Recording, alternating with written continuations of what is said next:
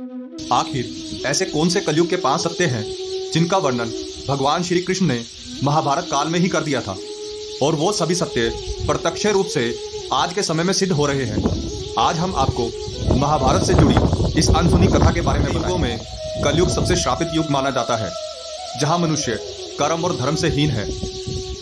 ये कथा महाभारत काल की है, जब पांडवों के मन में कलयुग के बारे में जानने की जिज्ञासा उत्पन्न हो रही थी।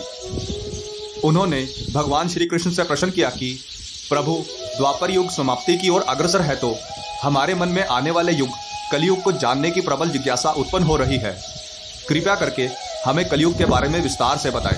पांडवों का यह प्रश्न सुनने के बाद भगवान श्री कृष्ण ने पांडवों की ओर मुस्कुराते हुए देखा और कहने लगे कि इस प्रश्न का उत्तर तो मैं तुम्हें अवश्य दूंगा, किंतु उससे पहले तुम पांचों भाइयों को जंगल में अलग अलग दिशाओं में जाना होगा, और जो भी तुम्हें सबसे पहले दिखे उसे मुझे आकर विस्तार से बताना होगा। यह सुनकर पांडव भगवान श्री कृष्ण से आज्ञा लेकर जंगल में अलग अलग दिशाओं में चले गए। कुछ समय पश्चात पांडव जंगल से वापस आ गए। उनके चेहरे पर प्रश्न चिन्ह साफ दिखाई पड़ रहे थे। उनके चेहरे देखने के बाद श्री कृष्ण ने कहा, अब मैं तुम्हें कलयुग के 5 सत्य बताऊंगा।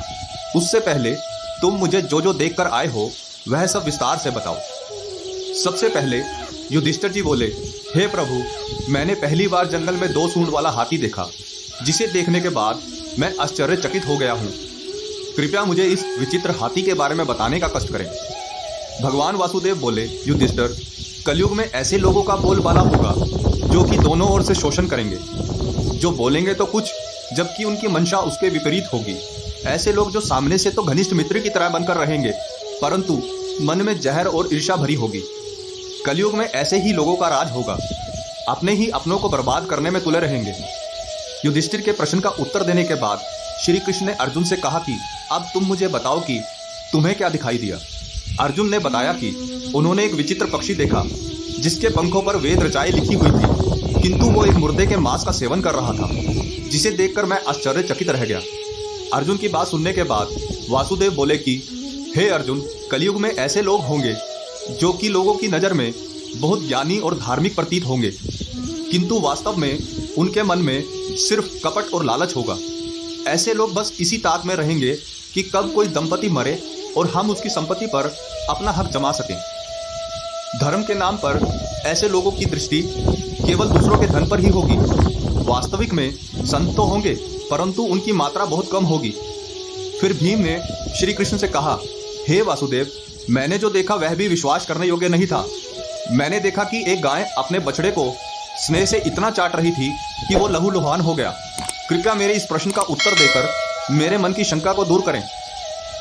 श्री कृष्ण भीम के प्रश्न का उत्तर देते हुए बोले कि हे भीम, कलयुग के लोग अपने बच्चों से इतना स्नेह करेंगे कि उनका विकास पूरी तरह से रुक जाएगा। उनकी ममता के कारण उनकी संतानें पारिवारिक बंधनों में बंधी रहेंगी, जिससे उनका भविष्य पूर्ण रूप से अंधकारमय हो जाएगा, और कोई भी अपने बच्चों को भक्ति, ज्ञान और वैराग्य के मार्ग पर चलने की प्रेरणा नहीं देगा, जिसके कारण वे मोह माया के जाल में पूरी तरह से फंसे रहेंगे। भीम के प्रश्न का उत्तर सुनने के बाद नकुल भगवान श्री कृष्ण से बोले, हे माधव, मैंने देखा कि एक बहुत बड़ी शिला पहाड़ से नीचे की ओर तेजी से आ रही थी। उसके मार्ग में आने वाली बड़ी बड़ी शिलाएं भी उसको रोक नहीं पाई, किंतु एक छोटे से पौधे से टकराकर वह शिला रुक गई। इस घटना को देखकर मैं पूरी तरह से अचंभित हो गया। कृपया मुझे भी इस बात का उत्तर दीजिए कि कैसे जिस शिला को बड़ी बड़ी शिलाएं नहीं रोक पाई, उसे एक छोटे से पौधे ने रोक दिया। भगवान केशव नकुल को जवाब देते हुए बोले, हे नकुल, कलयुग में जब मनुष्य अपने पतन की तरफ अग्रसर होगा, तब उसके पतन को उसके द्वारा इकट्ठा किया हुआ धन या बड़े से बड़ा सत्ता रूपी वृक्ष नहीं रोक पाएंगे, किंतु हरि नाम से उत्पन्न हुआ छोटा सा पौधा ही उसके पतन से उसका उद्धार करेगा। इसलिए कलयुग में मनुष्य के लिए पतन से बचने का सिर्फ एक ही उपाय है, हरि नाम कीर्तन।